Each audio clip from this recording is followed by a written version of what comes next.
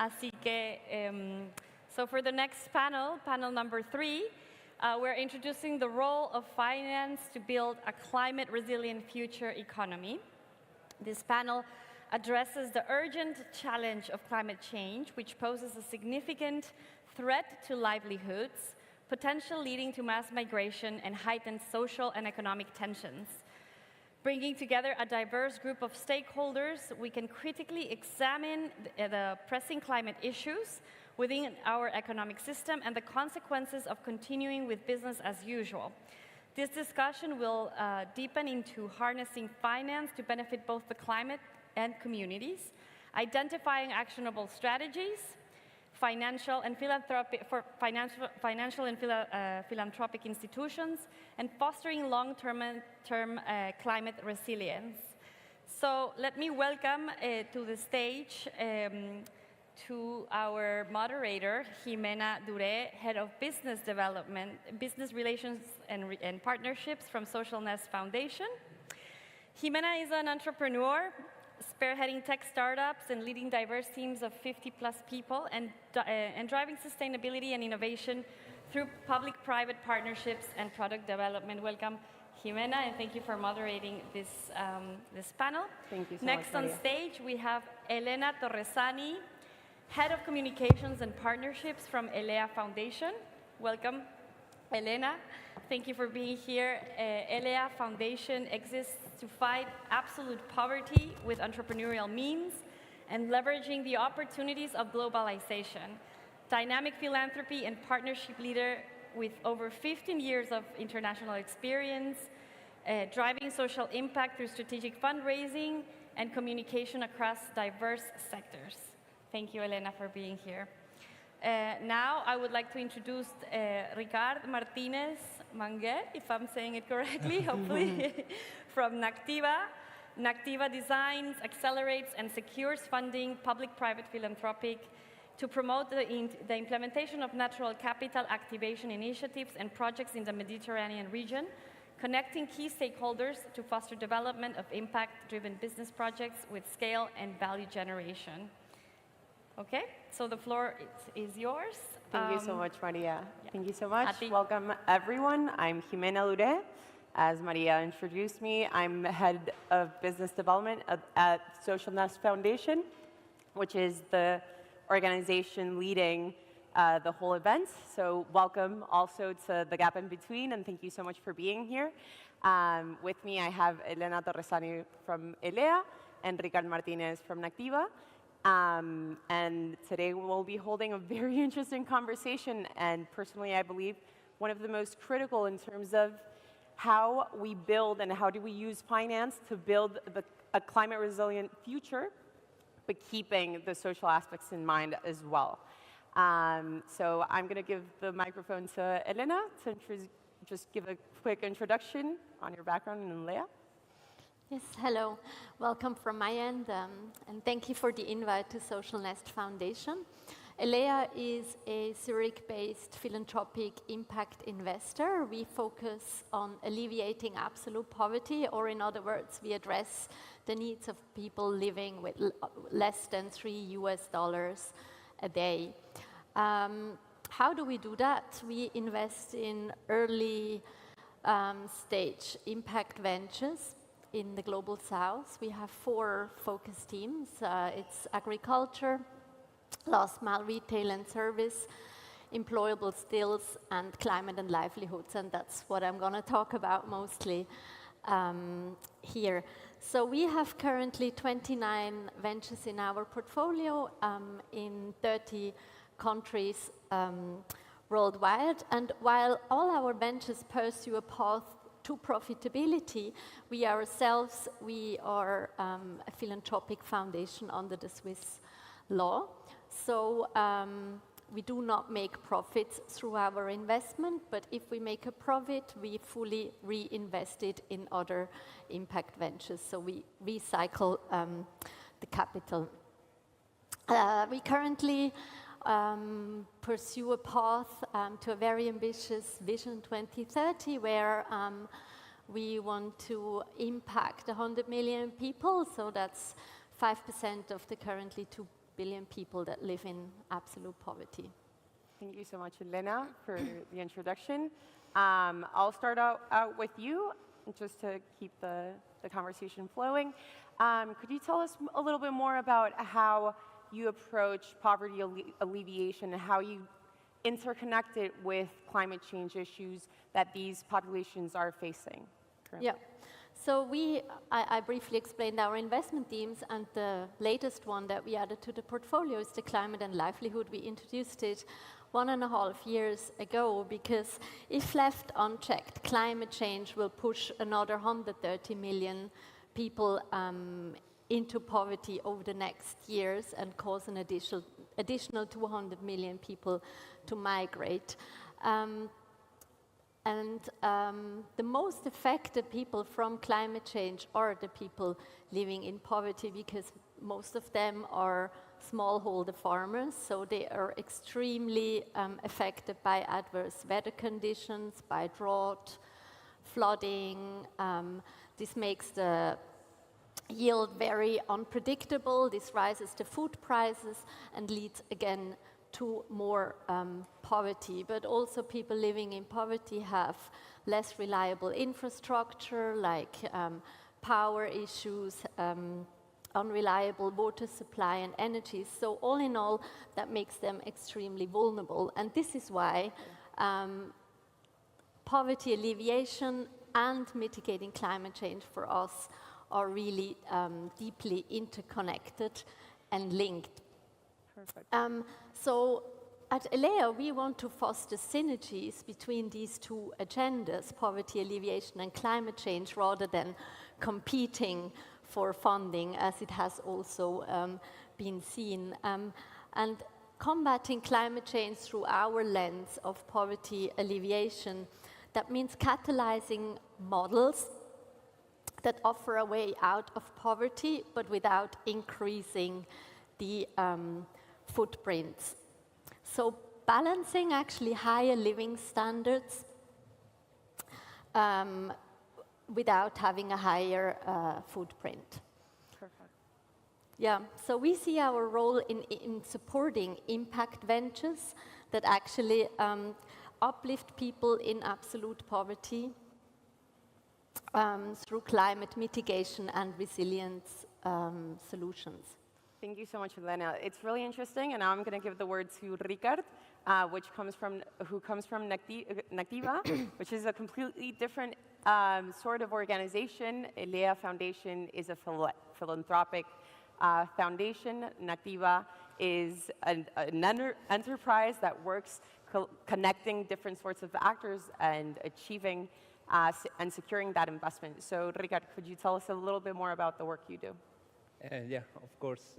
First of all, thank you, Social Nest, for the invitation. I believe this kind of events are key for putting together and strengthening the ecosystem, impact ecosystem, and I believe connections are one of the most important aspects of it. So, yeah, congratulations for the event. And regarding Nactiva, we are a collective platform that we have the objective of protecting and restoring natural capital in the Mediterranean. We were founded by Palladium Group, that is a global impact company that does this kind of projects all over the world, and also Roman, which is a communication and reputation agency. And so far, 18 partners and different kind of companies have trusted us to find projects, design them, structure them, and accelerate them in order, and also connecting different kind of fundings for this kind of projects to have a needed scale and the necessary impact on nature. So we work in 4 different areas. We work in forests, coastlines, blue water, and also land. And we have our headquarters in Barcelona.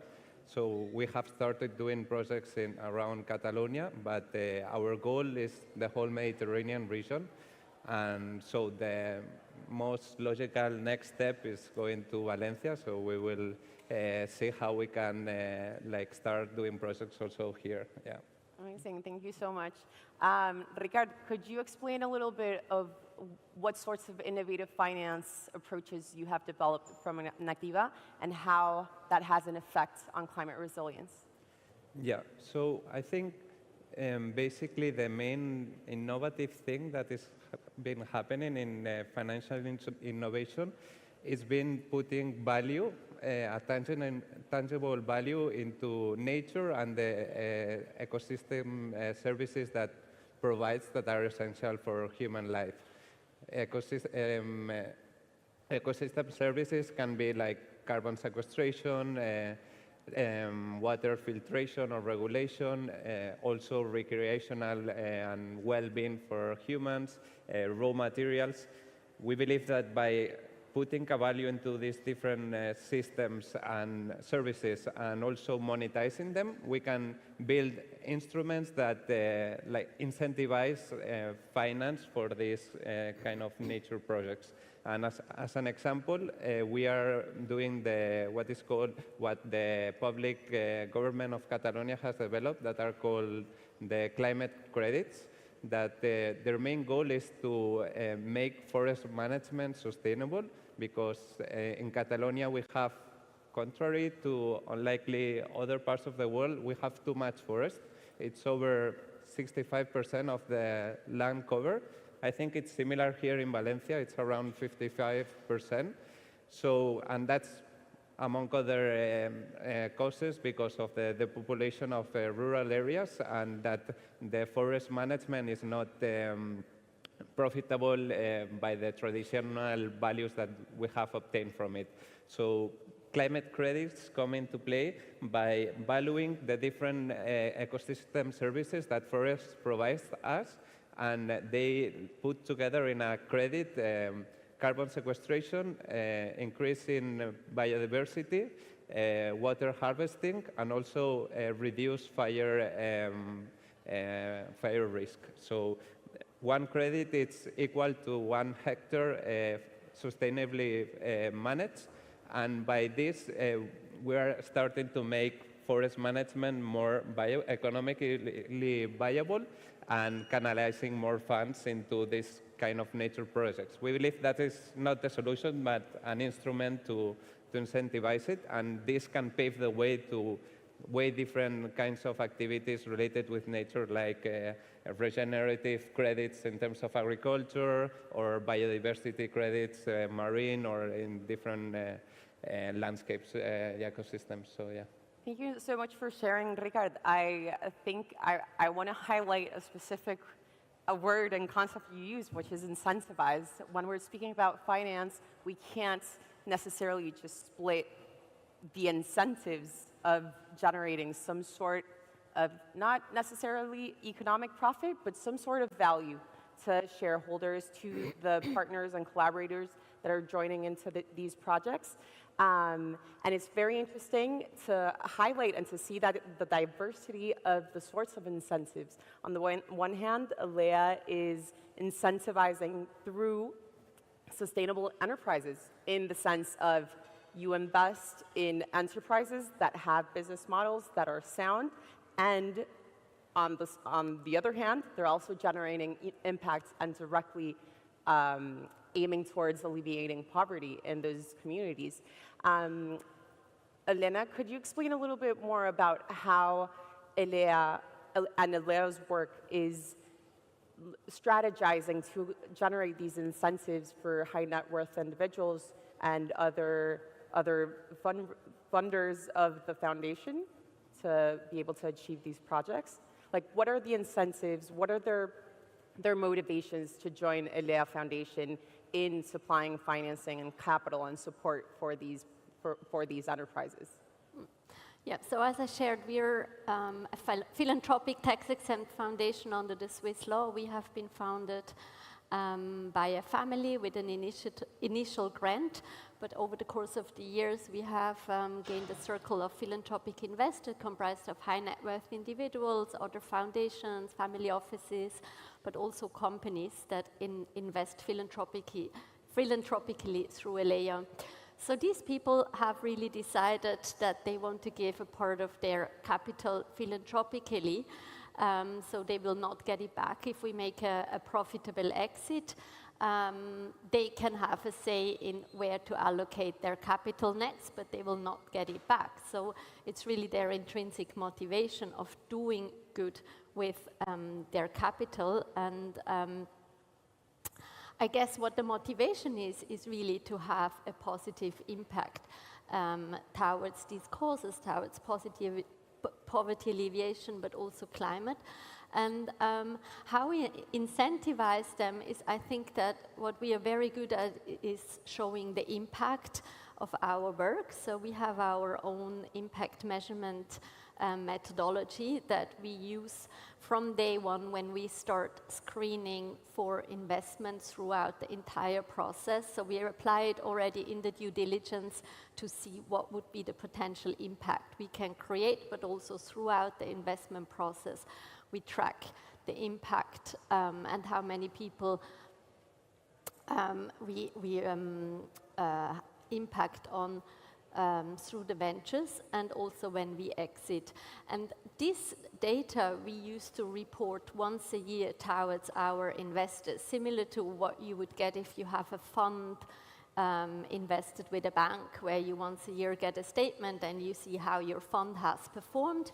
We share with our investors a report that shows how their money has created impact towards poverty alleviation. And this reporting is an excellent tool for a really in-depth conversation with our investors. And so I guess this is really also how we build the connection with them and their trust that their money is really creating an impact. Could you give a specific example of one of the entrepreneurs or startups or enterprises that you're supporting at the moment?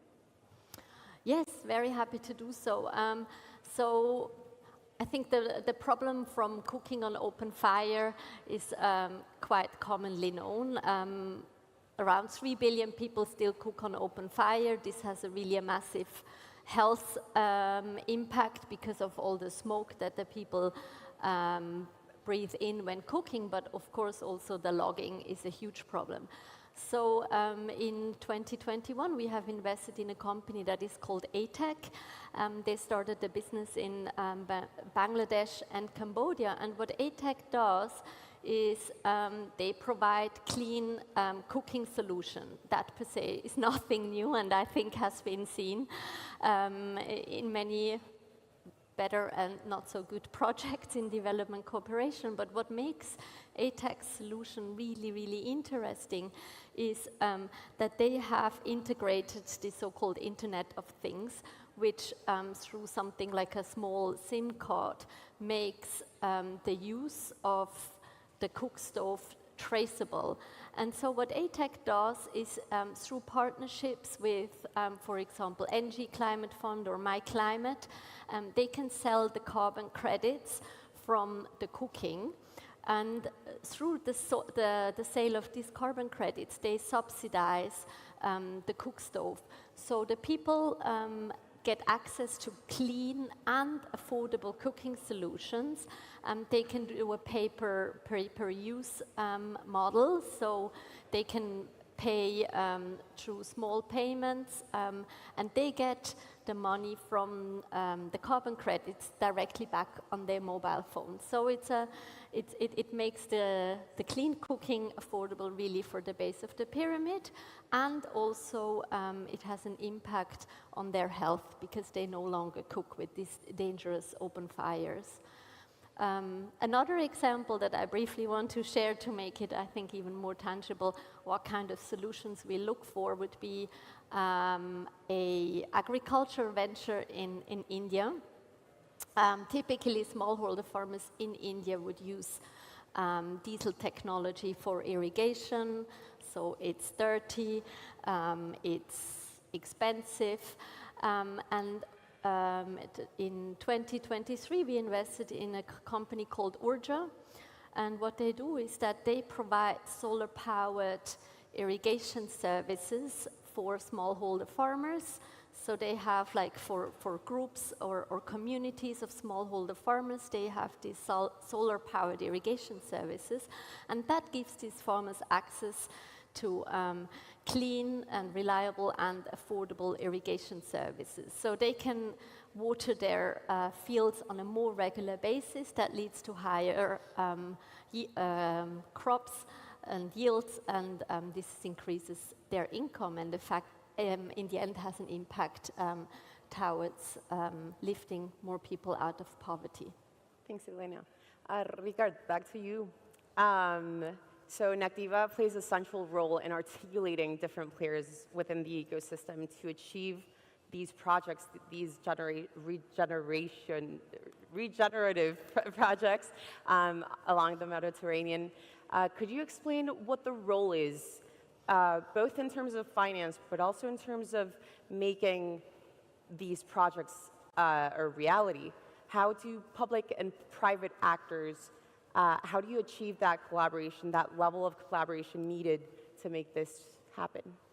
Yeah, sure. So yeah, by nature of the projects, we work with a lot of different stakeholders. It can be from public administration, landowners, private companies, philanthropic funds, investing companies, and we believe that from the public side, the role that they play usually in this kind of projects is to provide an enabling system, environment, in terms of like regulation, policies, incentives, and usually making it more attractive for private investors to come into this kind of projects, and also playing a role in de-risking early stage projects and the earlier stage of this kind of projects. And from the private side, we believe that the role is to provide capital to add a scale to these projects, also innovation and market access.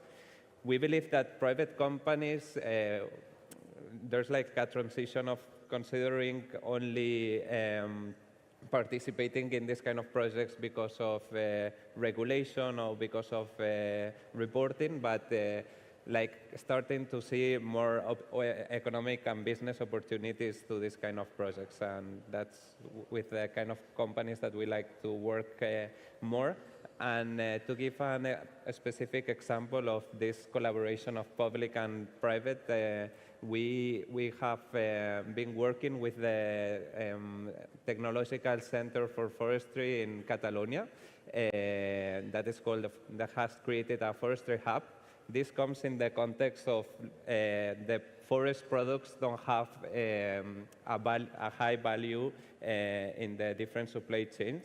As an example, we have a lot of wood, but we import more than 80% of the wood that we use for furniture or like bioconstruction.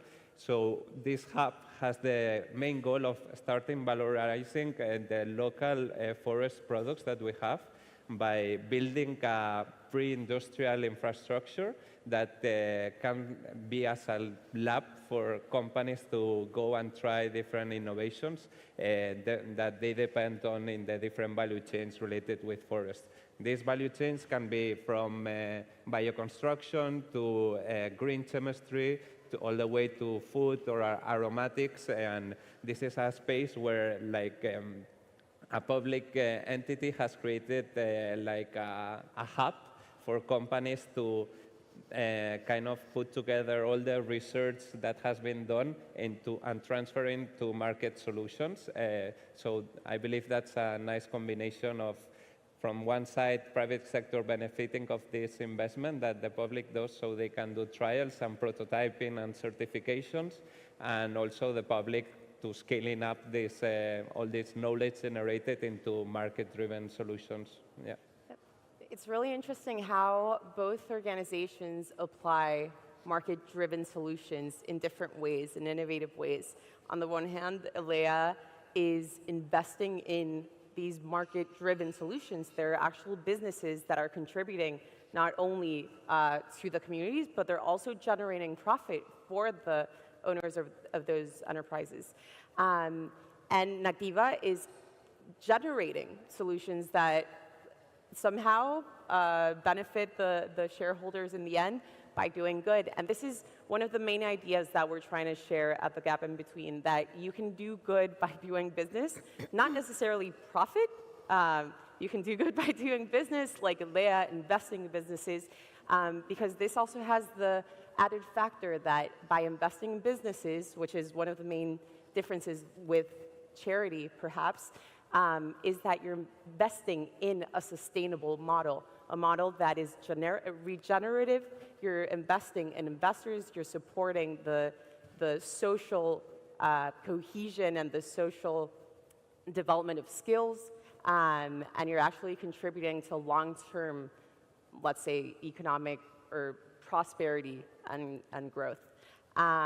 So one final question for both of you, to try to end on a positive note, because I know that we're always hearing about how the climate crisis is one of the most pressing issues that, not one of the most, the most pressing issue that we're facing as humanity. This is redundant, but I would love to know from your organizations and from the work that you're doing, what are the spheres of hope that you're seeing?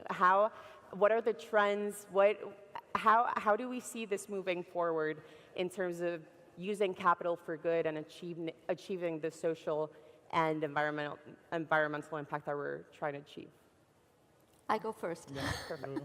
Okay, so I think one thing that gives me hope is that I see a lot of interest from investors to invest in climate solutions.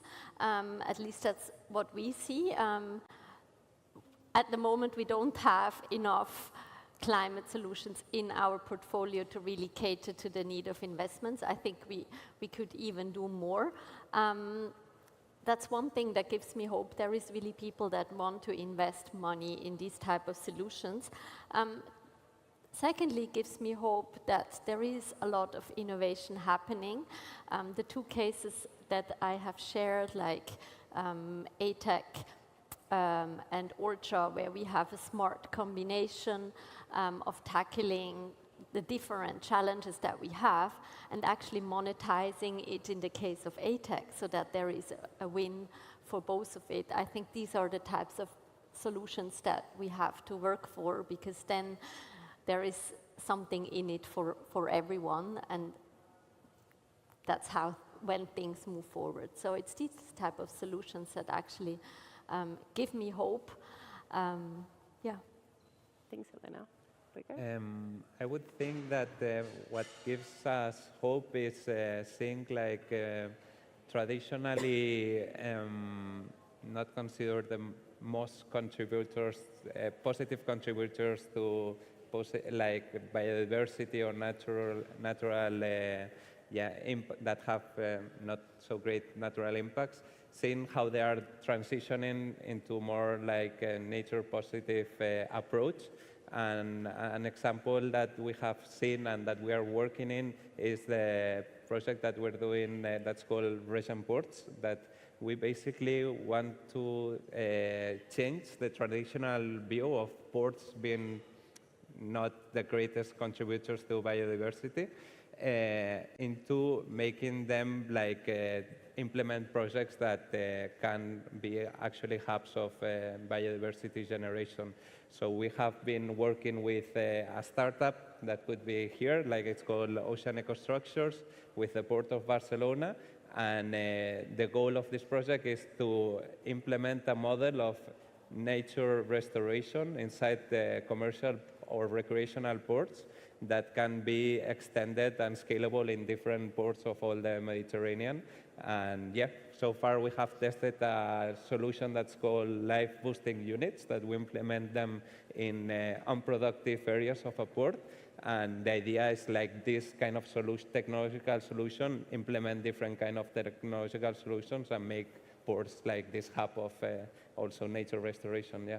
Perfect, so creating incentives, driving the personal and emotional motivations that corporations or high net individuals or investors or family offices may have, trying to work with what moves people, and many times, like you mentioned, Elena, if you're not investing in so many climate projects just yet, perhaps it's because certain climate projects are constantly focusing on the climate portion of the enterprise, and they're not connecting back to what moves us, which is humanity. It's the social side of these projects.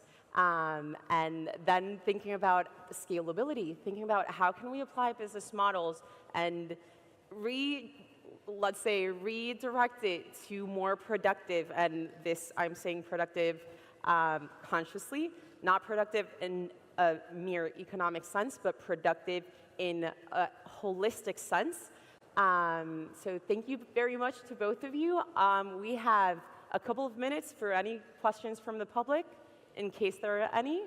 I think we have a microphone, right, for the public? Perfect.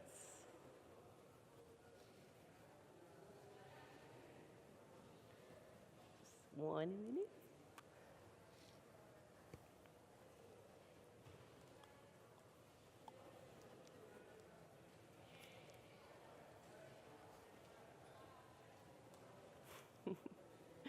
Thanks for your patience.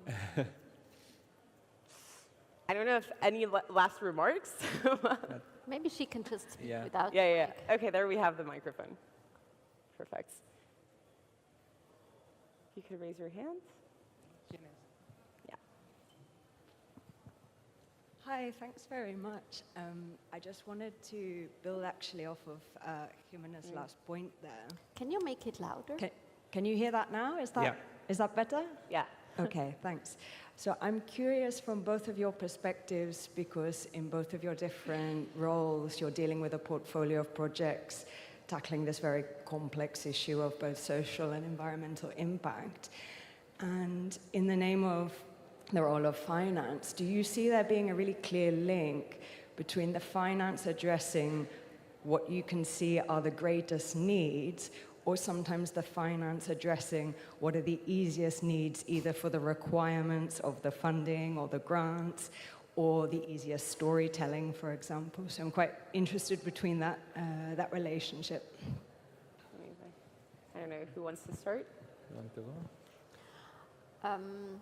I can start. So I think one thing I want to add there is that as elea, we invest in stable markets where I think the basis for economic solutions is given.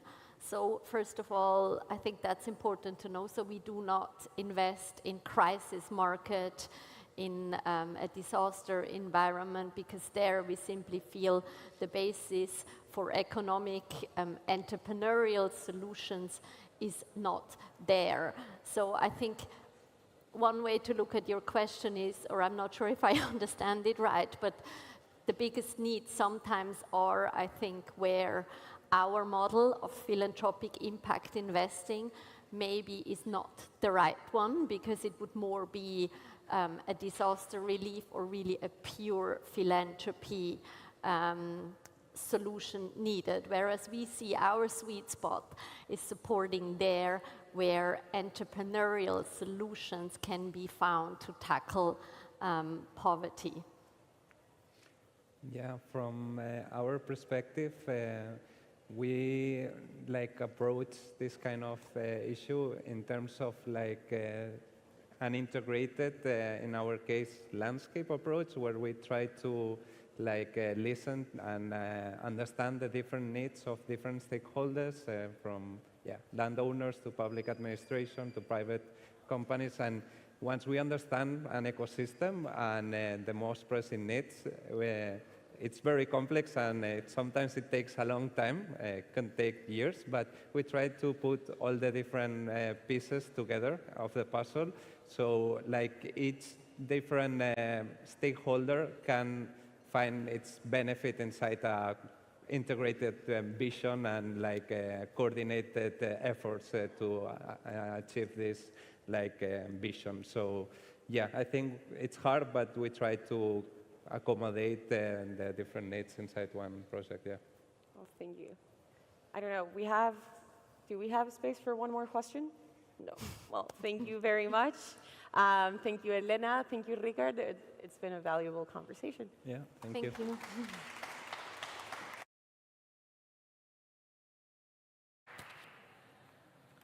Thank you so much, Ximena, Ricard, and Elena. That was really, really interesting.